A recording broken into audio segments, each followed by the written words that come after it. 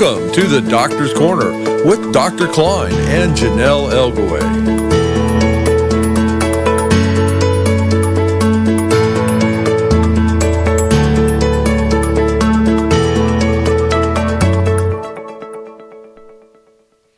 And now, the Doctor's Corner with Dr. KLINE and JONELLE ELGAWAY. Good evening and welcome to the Doctor's Corner on KLINE Network for your daily dose of truth. I'm here with co-host Dr. KLINE and myself, JONELLE ELGAWAY. Welcome, Dr. KLINE. How are you this hot and humid evening? Take off the mute button, Dr. KLINE. Oh, sorry. You already told me that twice. That's okay. It's that AGE thing, I think. Yes. Well. Before we get into tonight's program, there are two ways to listen into tonight's show: through our website, www.cawnation.com, or YouTube channel, The Doctor's Corner. If anyone would like to call in with a question or a comment this evening, you can do so at 415-403-2715.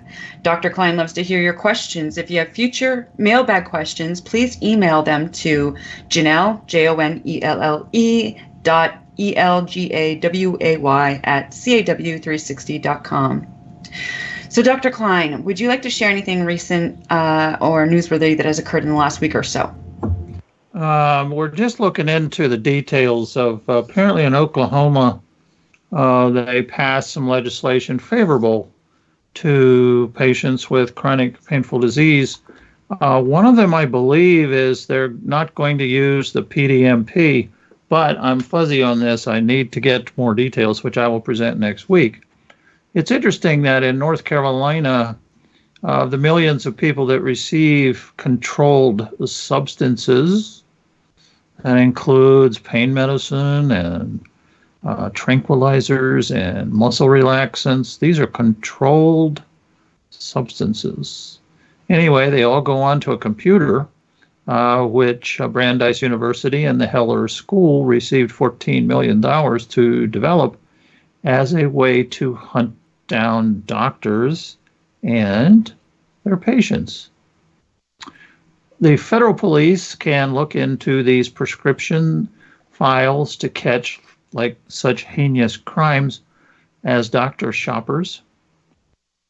It costs the state $1.3 million. It costs privacy for every single person in the state having their medical records peered into by the federal police. Last year, they caught 5 doctor shoppers. 5. Now the question is, what do they do with them? Shoot them? I mean, this is a pretty heinous crime. This is the same as atomic spy secrets, as people that traffic in human beings. I mean, 5 doctor shoppers. But this is supposedly the reason that all the states are spending over $1 million. That's $50 million into the hands of a software company called Apris. So if it's true that Oklahoma says we're not going to use this anymore, we are going to try to disseminate the details of the law to everybody that we can for them to take to their legislators in other states and say, look what the kid next door is doing.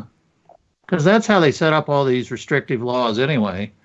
They write this same old blurb of how many overdose deaths they were without describing who's overdosing, just like the CDC. The states say the same thing. 6,000 people last year died of overdoses.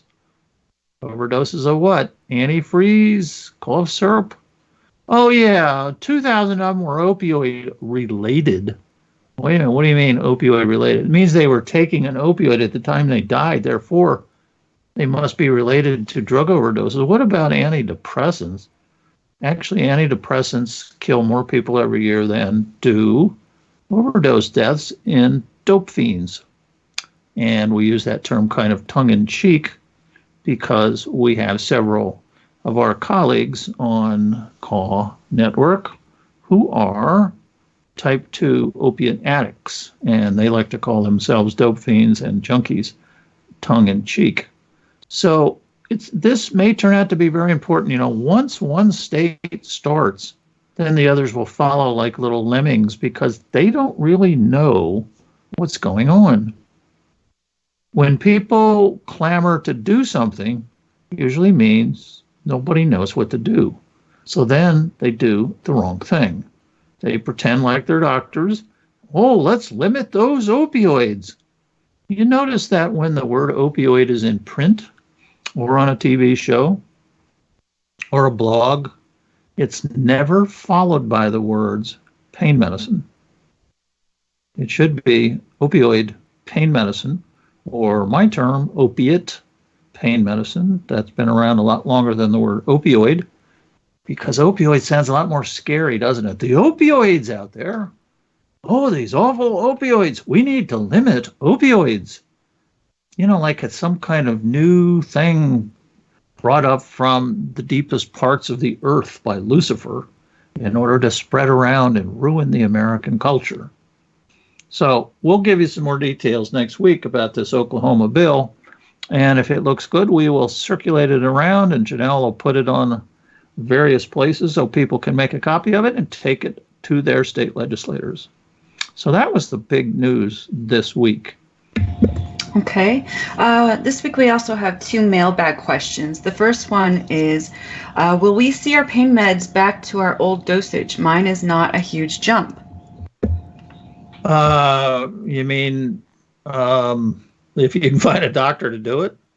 Yeah, pretty much. The patients that I deal with in my limited practice are pain refugees who have been cut off and cannot find any physician anywhere. I mean, really trying hard. I had one person had 30 physicians that turned her down. I have a person who's looking for a primary care doctor, and they called up, and without the woman at the desk even asking any questions, says, let me just say ahead of time that if you are taking opioids, this is not the right practice for you. My God, didn't even let the woman speak. So anyway, as a good Samaritan, I'm seeing folks like this, and most all of them, we just restored to their previous doses that worked for them, and it worked fine. And they went back to having a more functional life after having a disastrous life, thinking about suicide quite a bit.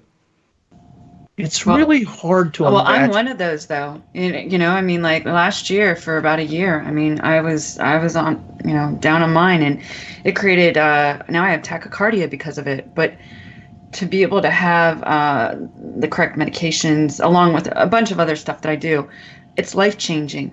It lets me get up every day and work and do what I'm doing and advocate and help.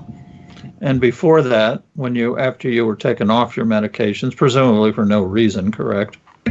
Yeah, there was no reason. So when people get their medicines restored, usually to the same level as before. The United States has a serious problem with the ethics of human disease treatment that's not present in other countries. It is in Canada to a degree because it got bled over the border by some members of the extremist group PROP, Physicians for Responsible Opioid Prescribing, which in itself is a non sequitur.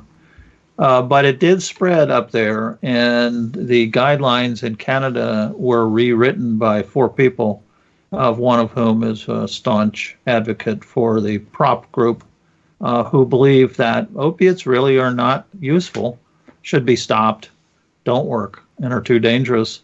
And other things should be tried first, like Lyrica, Neurontin, antidepressants, none of which are FDA approved for pain. The only one approved for pain is opiates. So the CDC is telling everybody and all the doctors in the United States, please use these non-approved, off-label medicines because we are not afraid of them as much as we're afraid of opiates. They ought to be afraid of them.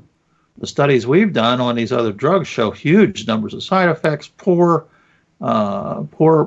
effectiveness. So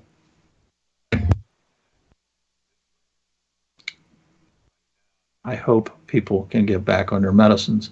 But according to our surveys, very few people are being put back on. Once they're taken off, they're just pariahs and sit by the edge of the street, like the untouchables in various countries, lepers.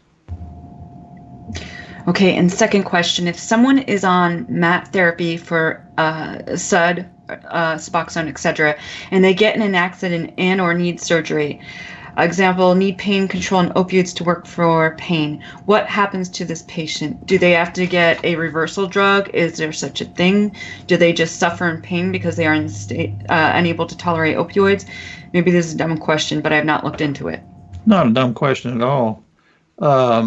Remember, all drugs, and that includes heroin, Suboxone, methadone, oxycodone, patches, they are all narcotic pain medicines, all of them. So when you're taking a base level of narcotic pain medicine, no matter what it is, and you have a terrible long-term painful disease, everybody who has these awful diseases know that it flares. So what do you do when it flares? You take more pain medicine, like maybe even double. So different pain requires different levels of pain control. So if you are a type 2 opiate addict and you're on Suboxone treatment or methadone treatment that's holding you in check, if you need more, you should get more. When you're sick or after surgery, the trick is that it needs to be given to you. And most people with type 2 opiate addiction realize that, and they usually ask somebody. We had one fellow on our show who, when he broke his leg, he was sober at the time from his heroin, but he didn't want to take it himself. He was a little too nervous, so he got one of his family members to give him the medicine. And that way it was under control, and even though he felt, a little bit euphoric, as all people with this gene do, and it's a lifelong gene, so no matter when, you're going to feel euphoric. So he just put up with feeling euphoric, but he didn't go running around trying to find more. That's when the courage comes in. When a person's been off their medicines a long time or is on MAT, which means medicated assisted treatment, which, by the way, is what we did in 1915. We gave people injectable morphine that had type 2 opiate addiction. And doctors were arrested for that when the federal police interpreted the law to say this was not a legitimate use of medicines. And doctors were arrested. A lot of them were arrested, and some were jailed, just like today, based on the same incorrect assumption that if you control the substance, you will control the disease. That is not true for opiate addiction because it's triggered. I am continuing to interview people with serious heroin addiction, and so far, every single one has said on the first pill, they went to the moon. So opiate addiction, heroin addiction, or junkies is a genetic disease that's triggered by the opiates, not caused by the opiates. This is going to take a long time to sink in because it does not fit the popular thoughts about the disease. And unfortunately, an awful lot of money is spent on the stop the substance, more police, more interdiction, blah, blah, blah, none of which has ever worked, not worked in over 100 years, and a lot of money's been spent. So yes, people who are taking Suboxone and methadone can get extra pain medicine if you have a doctor that understands addiction. Okay. Well, tonight we have special guest Dr. Mark Ibsen here to discuss the effects of the opioid crisis that has occurred with patients, doctors, pharmacists, health insurance companies, and now pharma distribution companies. Good evening, Dr. Ibsen. How are you doing? Hi, Janelle. I'm doing great. Well, we're so happy to have you. So I wanted to, start off with saying, so I feel like, the original plan was to get, pain medication away from patients. So if that wasn't enough, then because they couldn't stop that completely, then they went after the doctors and are putting them in jail, life sentences, 20 years. And because that's just not enough, then they went after our pharmacists, or our pharmacists are turning in the doctors. And if that wasn't enough, then our health insurance companies won't cover what the pharmacists will, put out to the patients. And now, if that wasn't enough, the pharmaceutical distribution companies are now putting a stop or a certain quantity on pharmacies of how much they could get for a certain dosage. For example, my pharmacist told me last week he could only get 1,200 pills a month of oxycodone. And he said that it's happening with all the pain medications. And they also are almost putting the pharmacies in programs, and they're following where they're ordering their medications from. I mean, what is going on here? Why is this happening? Dr. Kline, would you like to start first? What's happening is a deep fear of addiction phobia. We are afraid to an irrational degree about opiates, just the same as we were in 1692. We were afraid of becoming possessed. We have to understand these are not normal fears. These are hysterical fears that sweep through the country and cause a lot of irrational behavior, all of which you just eliminated. And Dr. Ibsen from the Northland, you still up there in Montana? Or is it Wyoming or some far-flung state? Montana. Montana, okay. What are your thoughts about what are the winds driving this? That we just heard from Janelle, as stem to stern attempt to eradicate the use of opiates. Yeah. Well, there's cognitive awareness, and then there's experience. I've actually experienced this. So I have a report from the front lines of the war against drugs, which is really a war against people, I think. And I see it in a similar way to you, Dr. Kline, that the fear is out of proportion to any rational idea, particularly given that we have plenty of good studies and information that opiates are effective and don't harm organs. And what I tell my people on a daily basis is, in fact, just 5 minutes ago, my last patient, I told her that, yeah, opiates are safe. They're the second safest medication for pain, if cannabis would be the real safest one. So what's happened in Montana is they pushed doctors to the state that essentially the standard of care is established by a jury of 12 in Hamilton, and the county attorney there, who decided to charge Dr. Chris Christensen with 400 felonies. And I looked at the charging document and I found out, any idea how many patients that is? It's 11. So they charged Dr. Chris with a felony for every prescription that he wrote over a period of 4 to 5 years, which is just insane. Something's legal, and then all of a sudden it's not. Well, so, I think a lot of these people, though, that don't they like kind of look at it as like, wow, that many pills? I mean, they have to be, either the patients have to be selling them or something. But if people realized, what a patient takes monthly, it changes everything. I mean, one of my, I'll get like maybe 240 quantity of something, or 180 of something, or 90 of something, so it goes pretty quickly, right? It sure does. And it's particularly quick if you're running at higher doses.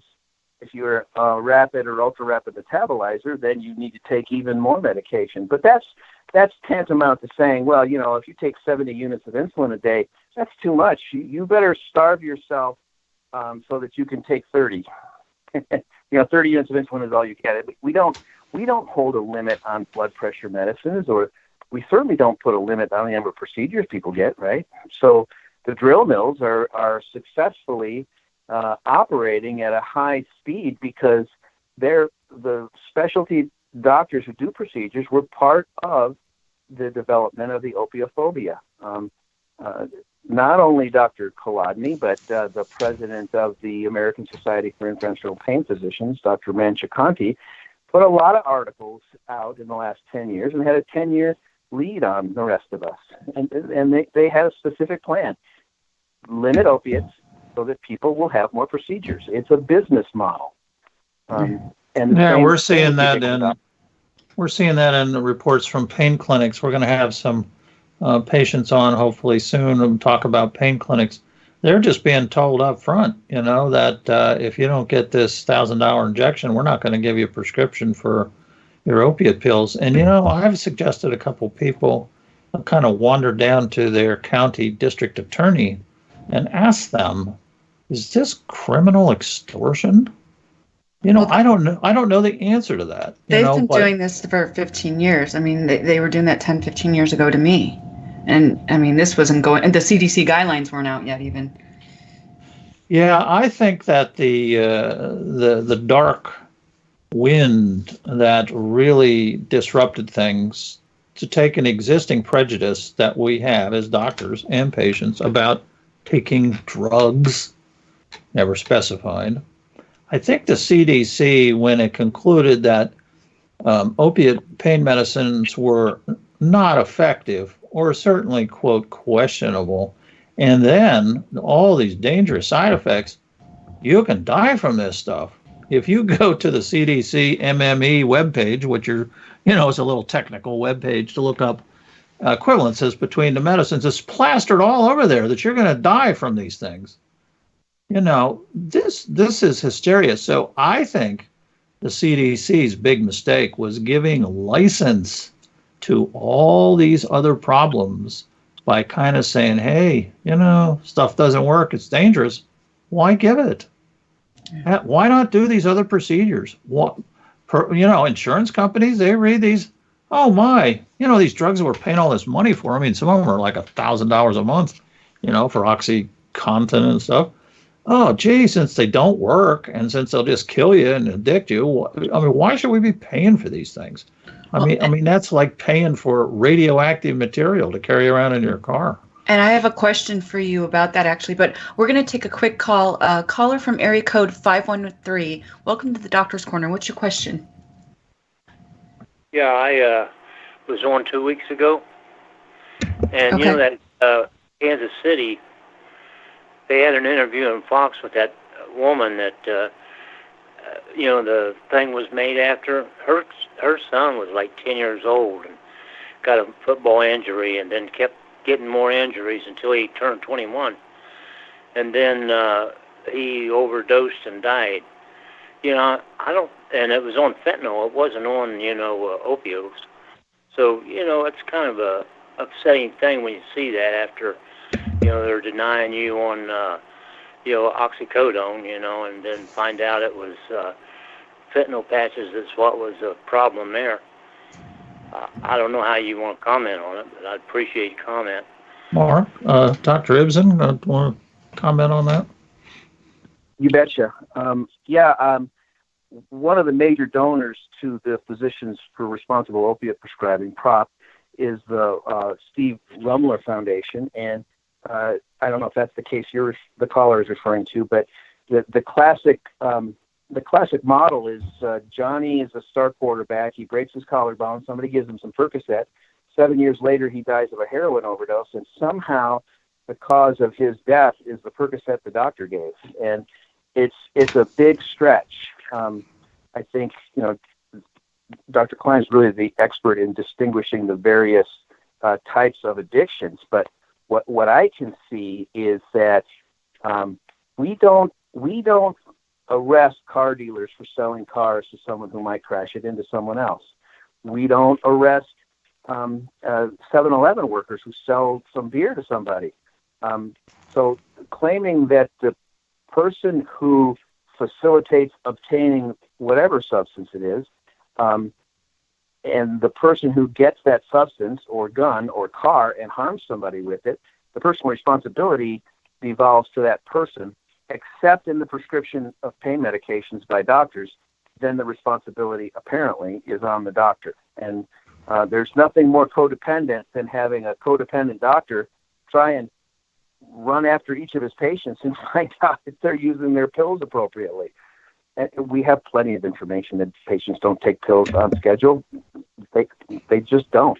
So I think that we've gotten out of control in that way, and I think media is part of it. And I think there's a convenient discourse going on that opiates are bad, and we know they're bad, and we've proven them they're bad. So if you prescribe them, you're bad. The badness keeps metastasizing. Well, isn't it also, though, illicit manufactured fentanyl? They're getting it confused, aren't they? It's not. I mean, I'm sure there is some fentanyl and other stuff, but it's more that within illegal drugs, or they're making pill-pressed pills like to look like Percocet, oxycodone, or whatever, with this poisonous drug in it. Isn't that true, or no? No, that's true. It's because fentanyl's cheap. And the problem is the people making these things are not registered pharmacists. But there's big money in it. You have to understand that black markets driven by enormous sums of money will end up becoming enormous criminal enterprises. The cartels in Mexico, as you read, just go around butchering people in towns because they've got a rival gang there.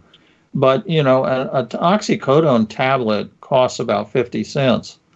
For the pharmacist, they're sold for $30. So if I give somebody 200 oxycodone, 30 milligrams for their pain, that can be immediately sold on the street without a middleman, because you just sell it directly, for $6,000. So you wonder why there's all this crime. Well, it's because you have to look back and see how the black market got created. And as we've talked before, it got created in the early part of the century when the fear of opioids began. But Dr. Ibsen, one of the things that patients don't understand is our perspective as prescribing physicians.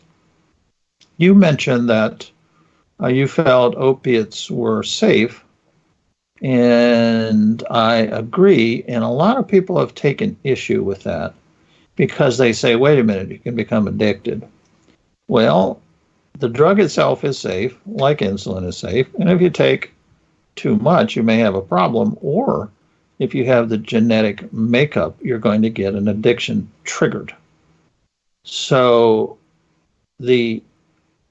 when I say to people, this is a safe drug, they kind of look at me like, are you sure? What are your thoughts, Dr. Ibsen? Do you tell your patients that, or are you a little more conservative than I am?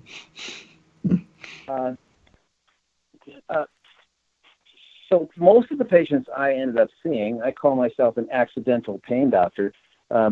It's a series of circumstances happened in Montana where people were being dropped by their doctors and not picked up. So they were opiate refugees in Montana about 7 years ago. So I never really started any patients on any opiates. So I don't have to have that explanation with anyone. I don't have to promote it. Most of my patients that I see were started up by someone else and are suffering the consequences of all the scarcity and opiate phobia. So I do have that conversation with patients from time to time that, if they can get their medications, the opiates are the safest. But anymore, opiates aren't safe for me to prescribe. I gave it up 3 years ago just because they were arresting doctors in my state for arbitrary reasons, and including being the most prolific prescriber in the state. And I think I was that. I couldn't get that data, interestingly enough, from our state. They wouldn't provide it to me when I asked them for it, but I clearly was a high prescriber, and that's one of the reasons they took me out. And the problem with that approach, of course, is that if you take the highest prescriber out, then there's always going to be somebody next to take out. Somebody on the list. Till you get down to the last person on the list that's prescribing to one patient per year. They're going to be the high prescribers. But if you are contemplating increasing your pain medicine in a patient, let's say their disease is getting worse or they're getting a little wearing off, do you explain to them that it will be okay to increase the medicines, or would you rather not increase them? How do you handle that person that's asking for more pain relief, and you already know they're not addicts? They're asking for more pain relief to relieve their pain. Yeah. I think that part of what's in there is that syndrome of pseudo addiction. Undertreated pain. Patients are seeking more pain relief, so they look like they're addicted and trying to get the medicines, and it's confusing. But there's plenty of protocols that I've seen before, and most of the pain courses I've been to, particularly before the backlash of the last 5 years, basically it's pretty obvious. If people are asking for more pain relief, you've got two options. You could say, well, the opiates aren't working, we're going to stop. But that would be your last choice, I would think. And some of them have them as a first choice now. But, as an ER doctor, I was an expert in acute pain. And if people are still writhing in pain and their pain is an 8 and you've given them 10 milligrams of morphine, well, by all means, give them 5 more at a time till you get pain relief. And if you're afraid of them stopping breathing, the good thing about the ER is that we know how to handle that. So you can titrate patients in a medical setting fairly easily. And I think you can titrate outpatients as well, because pain patients don't accidentally overdose. Pain patients deliberately overdose because they've had it and they want to die. They do not accidentally take too much of their medicines. And they don't sell their pills either. They'd have to buy them back at 3 times the price. Exactly. Why give up your medicines when you have all this? But, again, here we are. We're trying to be logical, but we're dealing with people that are afraid. And when you're afraid, you become illogical. For example, if there's a big storm coming, people run down to the store, and what do they buy? Milk and bread, both of which are going to spoil without refrigeration, which you're going to lose. People run around and they put plywood up on their windows, and actually that makes it worse. The plywood gets sucked off, and it usually drags the windows along with it. I lived in an old house in Boston and was told by the Weather Service to put duct tape on all the little window panes. And I did, and I got duct tape glue on my windows for the next 5 years. And then I found out it doesn't work anyway. So... one thing I realized, so I've been dealing with rare and painful diseases that are incurable for 25 years now. And in the beginning, it was so hard for me to wrap my mind around how my life suddenly changed forever in a major way. I mean, I couldn't do everything I loved was very physical and active and stuff like that, and I couldn't do it anymore. I couldn't do it the same way, so I didn't know how. So there's that. Then getting turned away from doctors, being treated like a drug addict, going to the hospital when you're in a real emergency situation, and they look at you like you're an addict or a dope fiend. I mean, it's terrible. So you start getting PTSD. I'm sure doctors are in the same kind of boat. Like, it's scary because you have the DEA riding down your necks, the CDC, and who else? I mean, it's really difficult. So, I mean, I just honestly, and I know when I'm in pain, very high amounts of pain where it's uncontrollable and it's long periods. I mean, I get a little nutty, I mean, I definitely shouldn't be on air when I'm like that because I'm not in my right mind. It's very difficult to live any type of life scared and in pain. Well, that's why the government tortures people. They're trying to get them to confess, to lose their faculties, to lose their whereabouts, lose themselves as human beings. I said in a tweet a long time ago, and I mean it, I said, people need to picture the worst pain they were ever in and then ask themselves what it would be like if they had the pain for 2 solid days. How about a week? How about a month? And when you're in pain, a day seems like forever. Yeah, you just sit there kind of, counting the time. Why is it that doctors especially seem to have a problem with the concept of people being in pain? That's our number one job, is to relieve people's pain. I'm sorry. Physicians who are undertreating are committing negligent practice. As a matter of fact, doctors can even say to those who wish to counsel them to cut back on the medicines, I can end up with charges for undertreatment. Undertreatment is always negligent care. In North Carolina, where the board is pretty progressive and is very supportive to the treatment of people with painful disease, mentions that if you're undertreating disease, you may end up before the board as well. Tapering is not approved by our board. It's not approved by the state federation of boards, all state boards. It's really not approved by anybody. It's not approved by the AMA. It's not approved by most all large physician groups. It's only really approved by the CDC and the CDC's consultants, or vice versa from PROP. Nobody else really has said this is a good idea. However, I think that opiophobia is in a large portion of the country, 75% of people. And Mark, I wanted to ask you, because you study different cases of physician prosecutions, what's going on with the juries? Every time I hear a jury, they're holding the doctor responsible for people selling their medicines, and the doctors didn't know. I mean, suppose somebody went out and stole your car in the parking lot. Would the doctor be arrested because the physician didn't realize that their patient was a car thief?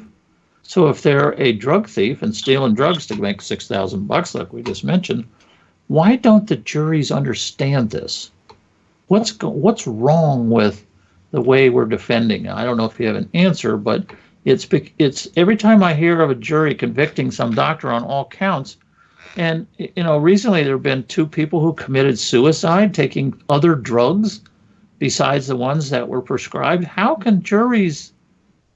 What's the trick the prosecutors are using to convince juries that this doctor with 500 or 600 patients who are going to have no doctor need to go to prison for 20 years and sit there because they were unable to detect crooks in their practice?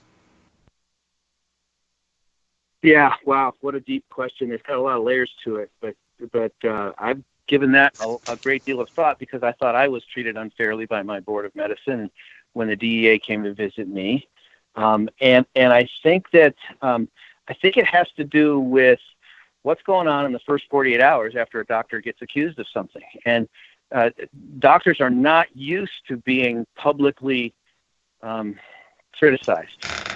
And when that happens, they get a lawyer, and the lawyer tells them, you've been accused of a crime, don't say anything until our day in court.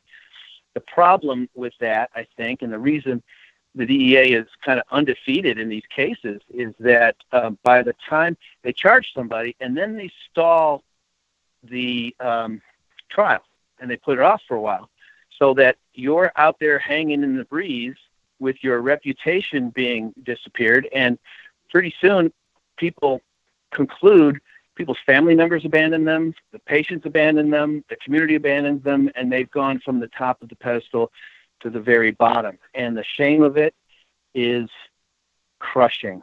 And I think that the reason they're winning these cases is that we don't fight back to preserve our reputation and preserve our community, so that the community knows that we are not the criminal they say we are.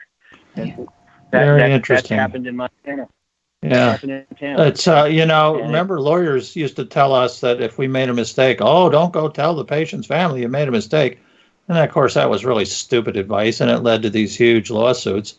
It's better to fess up, and that's what the studies have shown. If you make a mistake as a doctor, you just got to go fess up, like when you're 10. Exactly. Oops, I goofed here, and what are we going to do? Blah, blah, blah. And I agree with you, Mark. I think the lawyers, I think they're afraid of their relationship with the prosecutors because they all are lawyers, and lawyers stick together. Doctors don't. Lawyers do. And so the prosecutor is liable to say to the defense attorney behind the scenes, hey, you're going public with this. We're going to cream you. I agree with you, Mark. I think the TV studio ought to follow the trial just like they did with O.J. Simpson. And so that you can explain yourself in public. This poor guy, Smithers, up in Northern Virginia, was just convicted by that jury of not knowing if people were selling his drugs, and yet another suicide. It's almost kind of like they look for him. Are that these kind of open? These juries open to the Yes. public? Yes. Well, that's why then, because You mean can they read newspapers and stuff? Well, no. Can we go in and watch the actual trial? Yes, you can. Well, yep.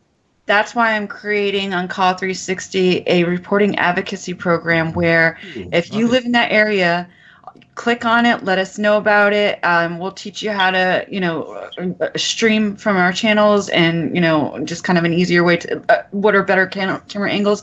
But if you live in a town and you can get that would be great. We'll stream it because if, mainstream media won't, that's why this is, why I created what I'm creating. So Great we can idea. get this out. Yeah, in other words, Brilliant. just like this. Now, Mark, what about board hearings? Are they closed? I don't know the answer. So what I experienced was initially called a screening panel, which is a subset of the board that meets the doctor and whoever the complainant is. It's designed to have a patient have a complaint and then get to face their doctor. The complainant in my case, of course, was an employee or a former employee. So she just had an axe to grind. And they just ignored that. And there was no one allowed in the room. And I was not allowed to speak. So it's like a star chamber experience. Wow. So it was really scary and intimidating. And then they spent another 18 months trying to get me to agree to a 4-point plan, including not treating addicts, whatever that meant, giving only 3 days worth of pain medicine to patients, no longer prescribing cannabis for any patient, and agreeing to submit to the professional assistance program for impaired physicians. Those were my choices. I had to either agree to that program or fight them. And obviously I decided to fight because it was clear that they're not interested in improving things. They just they're just looking for a scapegoat like everybody is these days. It's a scapegoating kind of thing. Well, it's an inquisition too. I looked up the definition. Inquisitions are systems where the judgment is predetermined and it's usually politically motivated. So we had the big, inquisitions by the Spanish church a long time ago, and people were just summarily hanged. And it kind of sounds like maybe we need to look at the inquisitions and figure out what it is that's wrong about them. Exactly what transpires in your board was an example of inquisition. And then there is a group called the Federation of State Boards, which is an umbrella organization. It doesn't have a lot of power, and have them think about unified board rules about examining peers and some criteria like substantially out of the standard of care, how the standards of care are delivered. A mandatory board, a sub-board, just like the one you were talking about, of peers.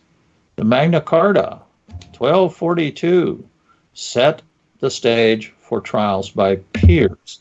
When we have juries deciding about doctors, that's not a jury of peers. When you're in the military and you're a colonel and you're on trial for something, the sergeants and the lieutenants do not try you. You have to be tried, and the jury has to be composed of colonels or better.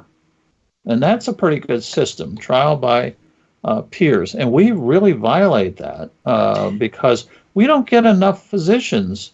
I offered to go to one trial as a regular old doctor, country doctor.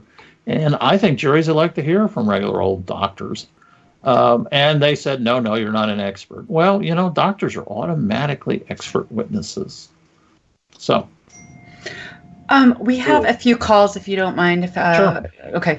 Caller from area code 513. Welcome to the Doctor's Corner. Quickly, what's your question? Yeah, I just called a minute ago.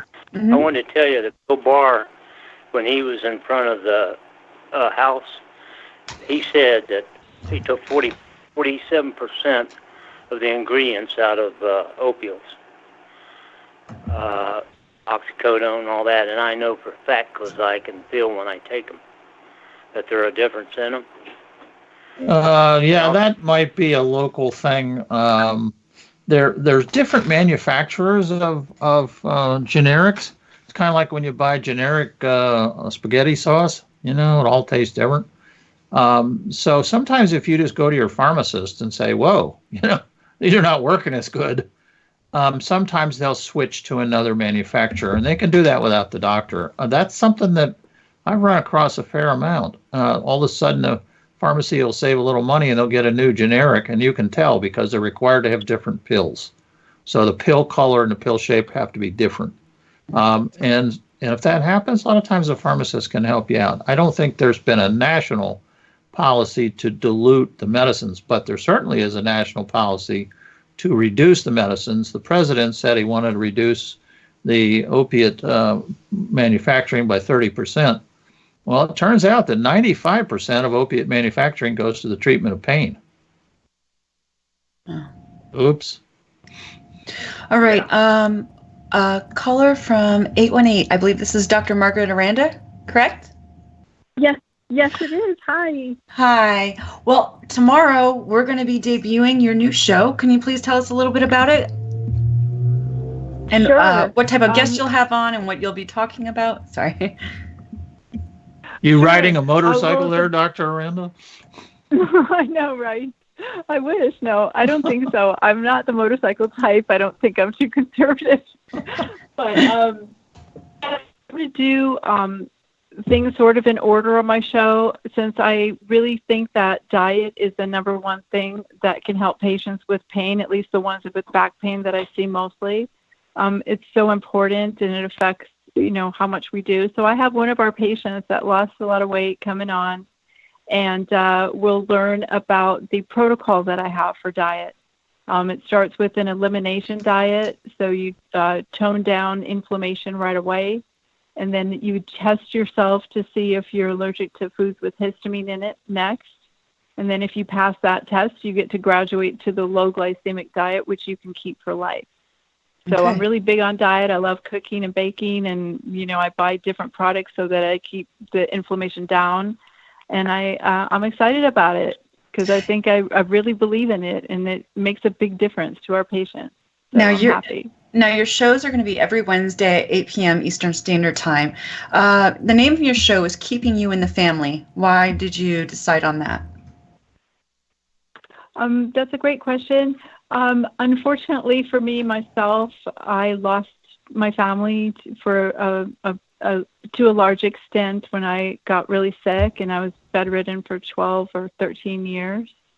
And the patients that I've helped tell me that I've saved their marriages, that they can become a carpool mom. They've never driven their kids to school in the mornings. And the men tell me that they're able to keep a job and take out-of-town appointments and fly and do things like that they've never been able to do. And they all feel closer to their families. So I don't know how to ask you this, but the logo. are donuts bad for your health? I don't know. It depends if there's chocolate on them or not, or whether you drink it with coffee. I always kind of thought of my jelly donut as my daily requirement of fruits and grains. Well, so. you know what you can do to decrease that sugar load is eat it with a block of cheese or a boiled egg. Add some protein to it, and it decreases the rate of absorption, so you don't get as hyperglycemic from it. Gotcha. Yeah, All right. That's one of the tricks. Yeah. All right, Good trick. Dr. Margaret Aranda, I cannot wait until to hear your show tomorrow, 8 p.m. Eastern Standard Time, Keeping You in the Family. We will have a YouTube channel, new YouTube channel, and you'll also be on our website. Is there anything else you'd like to share before we get going? No, I'm just really happy that Dr. KLINE and Dr. Ibsen, I'm not the only one. We're all kind of doing what we can for patients, and I'm really looking forward to sharing our protocols and getting more of a broader understanding of what we're doing that works so we can apply it and help other people do the same thing. I'm Sure, excited you're about a it pill too. doctor too, right, Dr. Aranda? Yes, I am. I'm a have pill a doctor. I'm an prescription. injectable doctor. So I wanted to Yeah. ask both of you, since there's three of us now, safe prescribing. What does that mean to you, as both of you, as a practicing physician?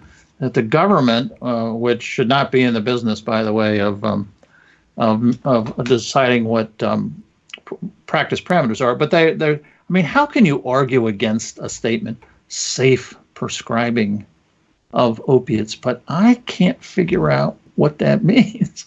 What? I mean, I do this every Well, day. I think by nature we're careful. Careful, We're okay. careful anyway whenever we prescribe. We don't just, if you're talking about normal, everyday doctors that have a conscience and care about patients and aren't doing anything illegal, I think that's a bunch of us. There are a bunch of us that are like that care about our patients. We don't want them leaving the pills out for a teenager to steal, and give to somebody else.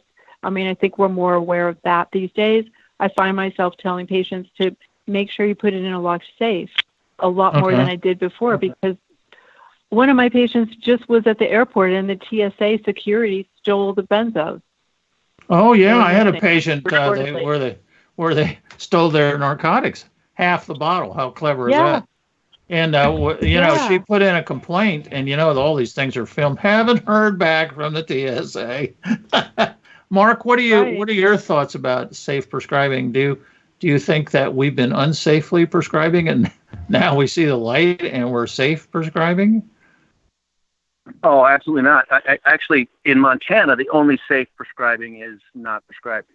But prior to the witch hunt in Montana, it was clear, just like in any other obligation, to do your best due diligence and your Hippocratic approach to do no harm. We're all required to not be idiots.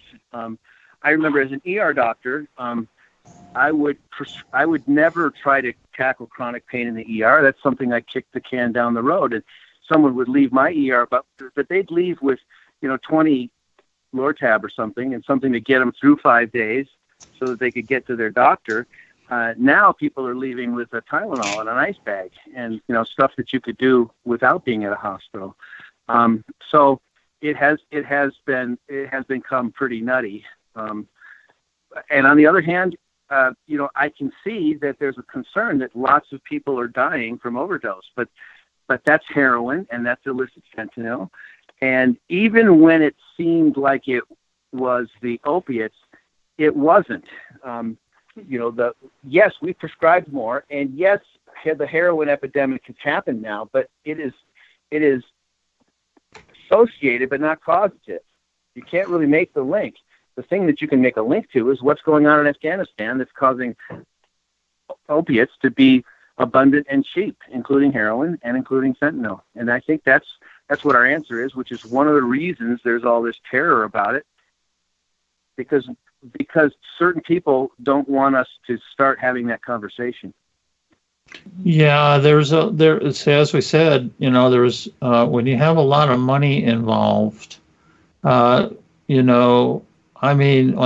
Sicily, they have been trying for decades to get rid of the crime there, but crime pays.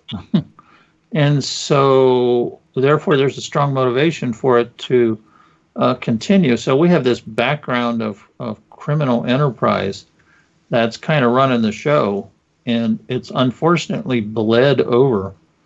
I'm currently getting ready to write a little study based on 6 papers, all of which show the same thing, the overdose death rate is approximately 0.2% of those who take prescription opiates managed by a doctor.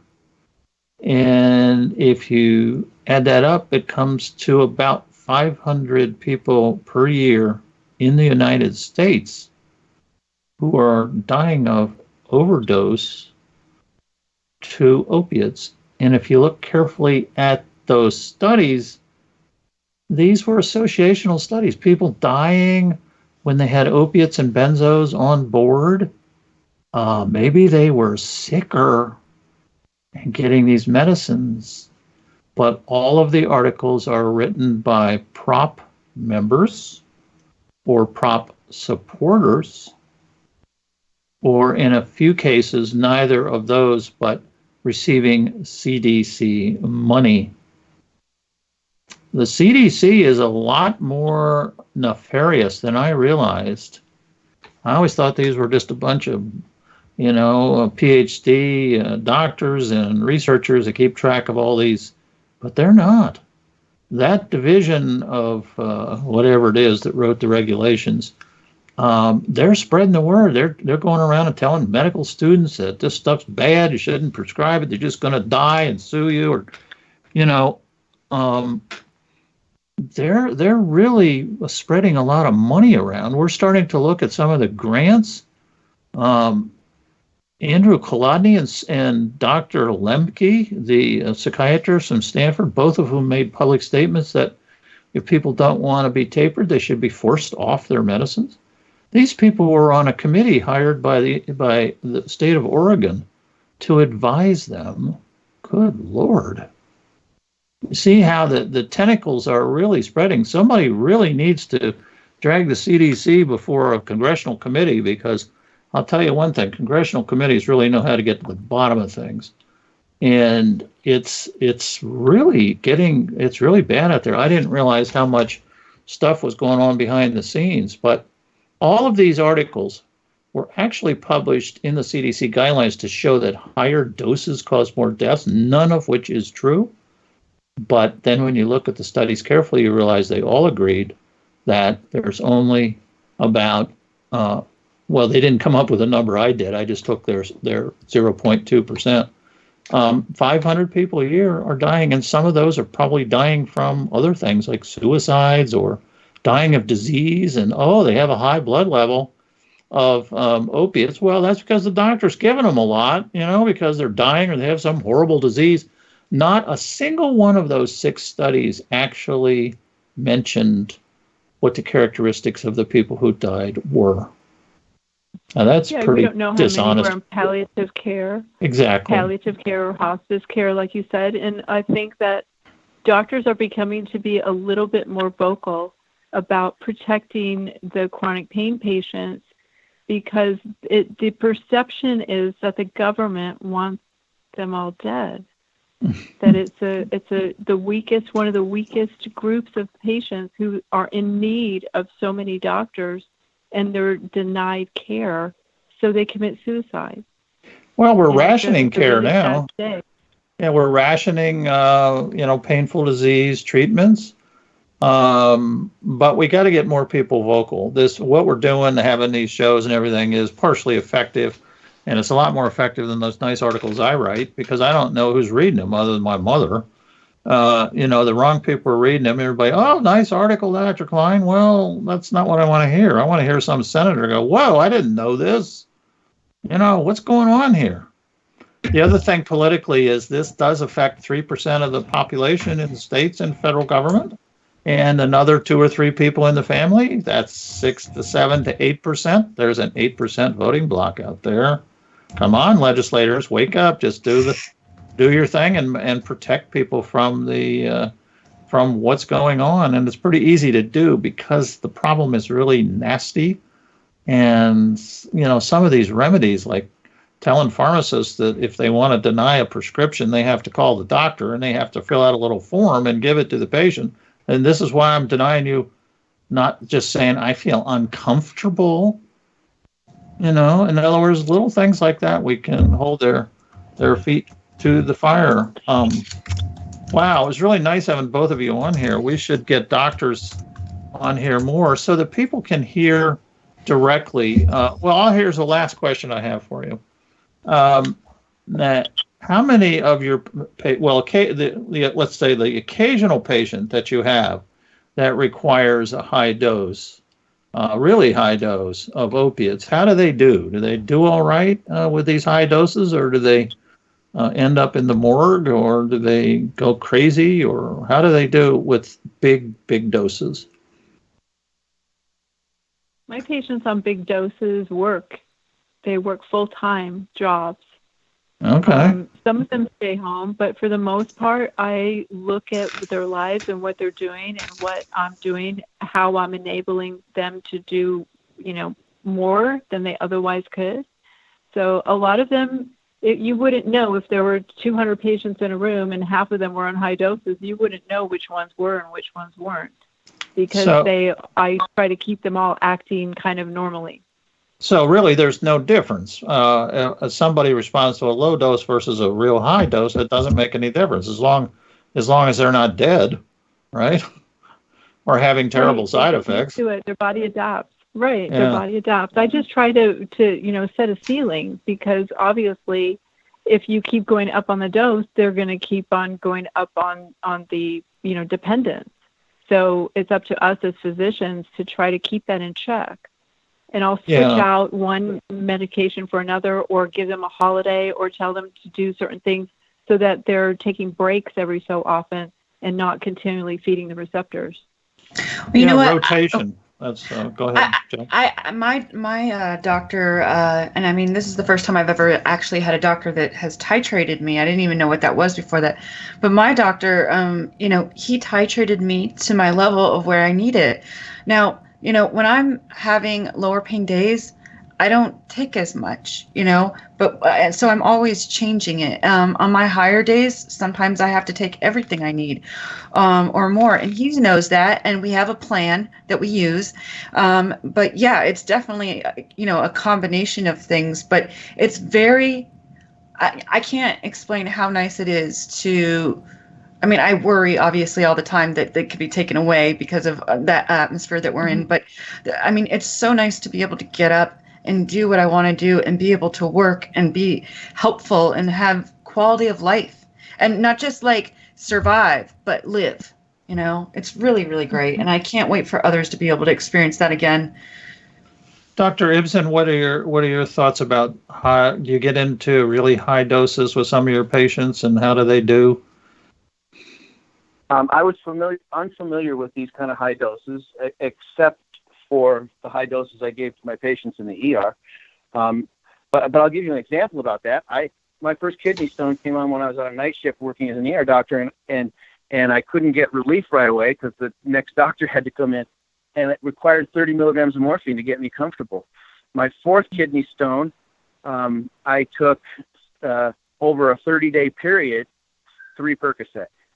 So something changed in me, and it also changed in the circumstances. And I think this conversation of I'm not comfortable really, really pisses me off, because of course the pain medication is prescribed not for the pharmacist's comfort, but for the patient. Yep. And so I just get so upset with that. But when I first encountered high doses, I was shocked. But you know what? I just looked at the prescription drug registry, and I could tell that these patients were on these high doses. And they came to me from another doctor, and they came in families too. And I thought, oh, well, they're obviously a criminal enterprise. Until I found out about it. It didn't take long to figure out that people are ultra rapid metabolizers. They obviously have a genetic defect, and guess what runs in families? It's a genetic defect. Yeah, the same thing. Yeah. It didn't take long for me to conclude that these people aren't criminals. They just metabolize the opiates, so they need a lot. And I think that's why the FDA. Go ahead, Dr. Aranda. Well, one thing that I did for this very situation, you swallow a pill, it goes through down the esophagus to the stomach, then through 27 feet of intestines that start inactivating it. Then everything goes through the liver before it goes to the bloodstream for detox, and the liver deactivates it too. And you're right, people that have a revved up cytochrome P450 system will chew it up even faster. So there's even smaller amounts that end up in the bloodstream. So for me personally, instead of prescribing 800 tablets of some opioid, which I think is ridiculous, I do feel uncomfortable with that. I just don't like the perception and the stigma, and it looks outrageous. So I switched to injectables. Get the stomach out of it. Get the liver out of it. Go straight into the bloodstream. Or do troches in the cheek, do sublinguals. There are a lot of different, do patches. You just don't use the stomach then. Yeah, So, good and I'm point. anesthesia, so I'm comfortable with injectables. Yeah, okay. Yeah, see, you're more of a pain doctor than me. I'm sort of a country doctor, so I kind of stick to a few things. And by the way, that's when I would refer somebody to you as a consultation with pain control. And you see, they're trying to take the authority away from primary care doctors completely. We just did a little Twitter poll. 90% of people said they'd rather have their own doctor taking care of their pain medicines. So one last little story. I interviewed a patient who caused Dr. Tennant to be raided, and also caused a pharmacy that where the prescription was being filled to be dragged up before the pharmacy board because of ultra high doses. So your concern about the numbers is important.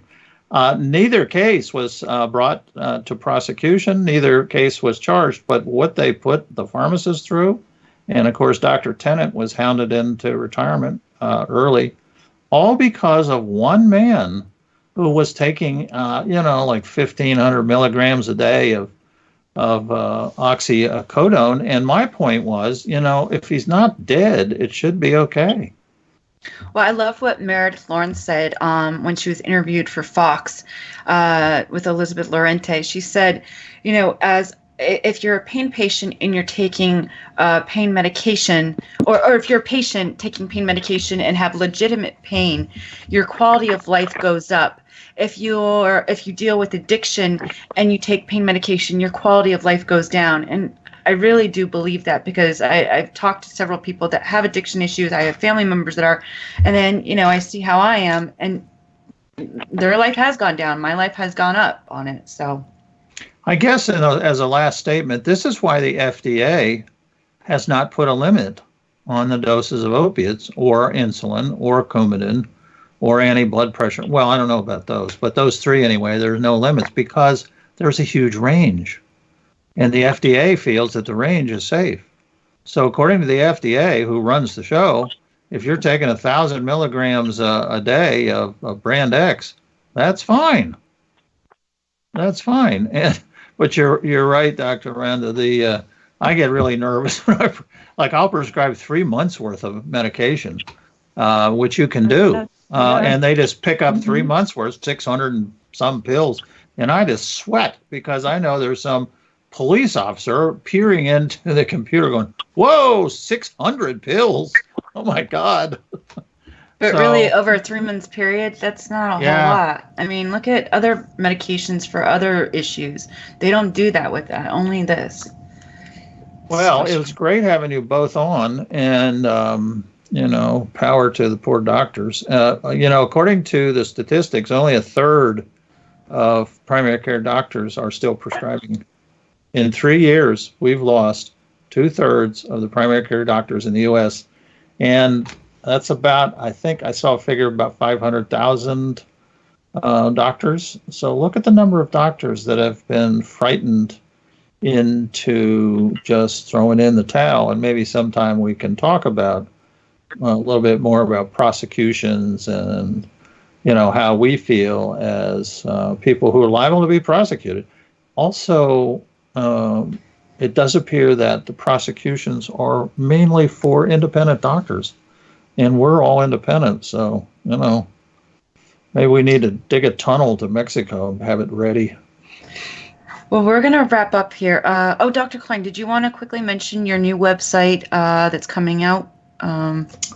Yeah, we have a bunch of people that we've gotten together to write and research without being paid. It's called JATH, J-A-T-H, educational, jatheducational.com. And it's just kind of, a little basic website to introduce all the people that work on these projects. I'm sort of the senior person because I got it started, but everybody on the group, can write and look up things and have their own opinions. But so anybody who would like to join our little group, the initiation fee is $2, and you're in. There's no contract. There's no nothing. You can just join the group and have kind of the power of a group, which I think is one of the reasons that doctors are not rated as much when they're in multi-specialty practices and larger practices. That's aside from pain clinics, which is a topic for another time. But so anyway, and then there's my jellies and jams, but we'll leave that out as a little too commercial. All right. Well, thank you guys. Yeah, big thank you to you, Dr. Ibsen, for being our guest tonight, and for our audience for taking some time out of your evening to join us here at the Doctor's Corner on Call 360 Network for your daily dose of truth. Don't forget, tomorrow, 8 p.m. Eastern Standard Time, the debut of Keeping You in the Family with Dr. Margaret Aranda. I will be marketing the new YouTube page, and so if you need that information, I'll be putting that up tomorrow. Also, please send me your photos and videos of the last Don't Punish Pain rally last week. Kaylee Cresta, myself, are working together to create a montage of it because YouTube decided to be a jerk and change the limit of how many subscriptions we had to have. So I need also, if you could please subscribe to my YouTube channels, that would be great, because then we can build them and actually stream live.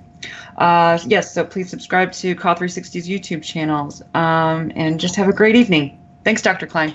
Good night. Good night. Good night.